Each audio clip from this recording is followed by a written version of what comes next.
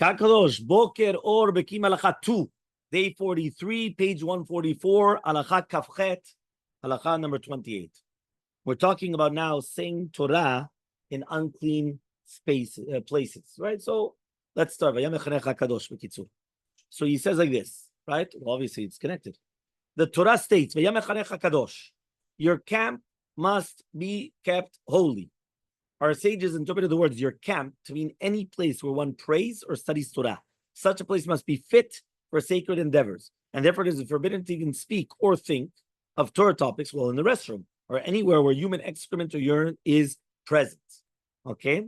It is forbidden to speak about Torah topics in any language in those places, not only in the Hebrew. While in a restroom, one should occupy one's mind with thoughts about one's household affairs, expenses, and other activities, so one's thoughts will not turn to Torah topics. If it is Shabbat, when this halacha frowns upon thinking about such subjects, one should think about interesting architecture or paintings. Right? It is forbidden to study Hebrew grammar while in the restroom, since the only way to learn the rules correctly is to examine the words as they appear in the Torah. And it's forbidden to think about the psukim in the restroom. It is likewise, so you can't learn the Gduk in the washroom. Right? It is likewise forbidden to think about the lines of a poem using expressions found in the Talmud.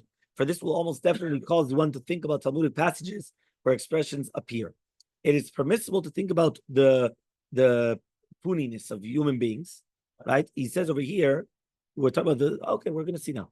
He says, being that they must eat and defecate, just like all other, meaning like how low are human beings that we have to eat and defecate like other animals, and about the fact that one's body will eventually rot away and be consumed by worms until it becomes part of the soil. These thoughts will help to drive away feelings of haughtiness. So 146. The source of this halacha is the Gemara and Shulchan Aruch, also as explained above in halacha 26. It is forbidden to speak at all in the restroom, either because it is modest behavior or because it enables demons to inflict injury. The halacha forbidding speaking about Torah is much more serious. So he says like this: the Gemara states that it's forbidden to say Shema while walking through a street that contains exposed sewage. If someone was reciting the Shema and he enters such a street, he must stop saying it until he passes the location of the filth. Right? The Rabbi Miyasha, the grandson of Rabbi Yoshua Levi, declared that if someone does not take the care to stop saying Shema while passing through, he is the kind of person that's described, which means I gave them like statutes and good laws that they cannot live. Rabbi Yavud declared that if he does not take care to stop, his reward will be that the Torah states, for this you will have long life. So this is going to be, right, the reward if you actually stop. Okay, 147.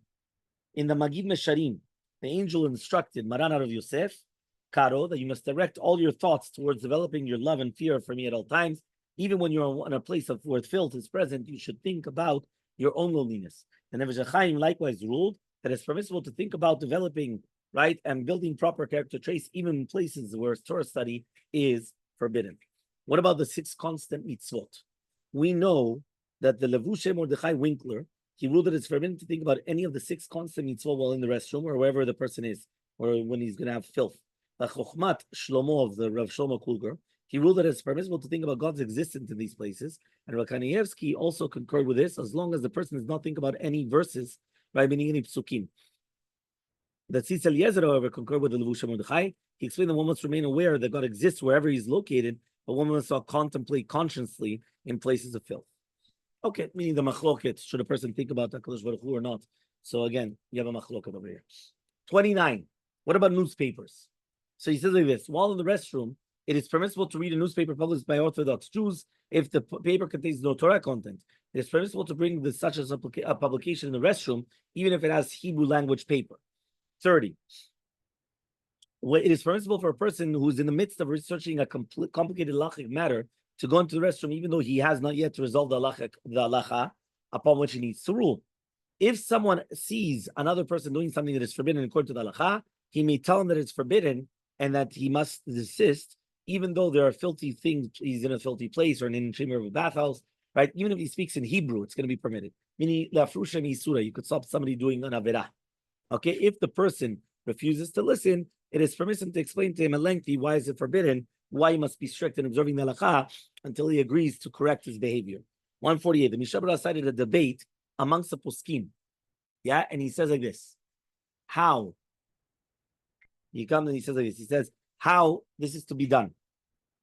Okay, according to the Chayei Adam, it is forbidden to use the expression. It is forbidden to do that since the language of teaching halacha is in the act of Torah study. Instead, one should use the expression, don't do it, or stop doing that. For example, you notice there's someone cutting his hair during the 14th of Nisan, which is the day before Pesach, right? He should come, he should say, we don't have haircuts now. Although the person will understand that that's halacha, but he's not telling him it's a sur to do it up halacha. He's just saying, don't do it, and then he understands. Other poskim, though, they come and they permitted it, telling him the halacha in any manner. And in practice, we follow this opinion. In fact, the Mishabura and Rabbi Nisim ruled like the lenient, right, opinion as well. That's what we're saying over here. Okay.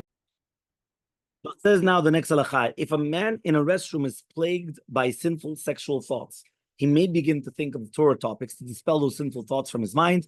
This is what I spoke about in Suda Shlishit, I think it was 2 or 3 weeks ago. This is based upon the same principle as the previous halacha, permitting one to tell someone halacha to stop him from sitting. Thinking about Torah is an antidote for sinful thoughts. Number 33. Okay, there it's based upon the Mishabura. Number 33. When constructing a house or other building, care should be taken to plan that the restroom is not adjacent to a room where people to be studying Torah. For one thing, if the odors of the restrooms reach that room, it will force the people to stop learning Torah. Furthermore, it's important that anyone that uses the restroom should not be able to hear Torah conversations from the other room. This is especially important when constructing a Bet Knesset, right, or a yeshiva building. If someone needs to go to a public restroom and realizes that he can hear Torah conversation clearly from the inside, he may nevertheless remain in the restroom and take care of his needs. It is not his fault that the sounds come to his ears. He should attempt not to pay attention to conversations, however, concentrating on the household affairs or other secular subjects.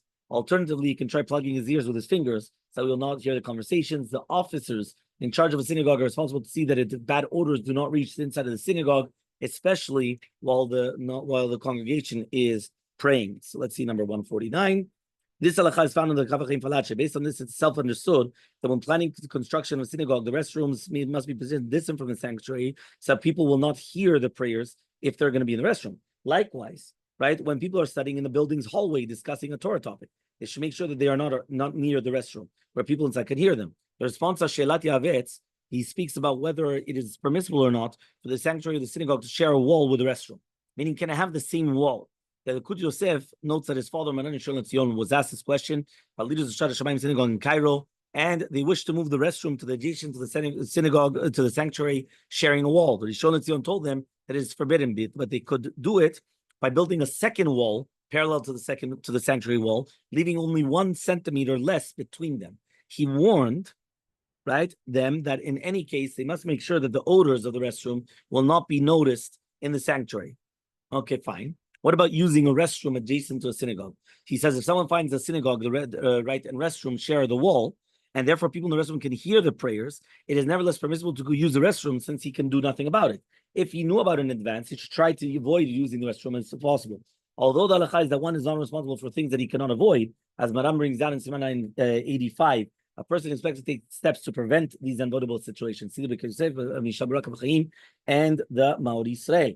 Although Chayei Falache ruled that it is forbidden to construct a restroom adjacent to a synagogue so people will not be forced to hear the prayers while using the restroom, he would agree that if someone finds a synagogue but built in such a way, he may use the restroom if there's no other restrooms available, obviously. In his response to Lev Chaim, he ruled that even if someone knows that he will hear the Torah reading while in the restroom, he may enter if he needs to use it. It is not his fault that he hears Torah reading. That's not his problem whatsoever. Have a wonderful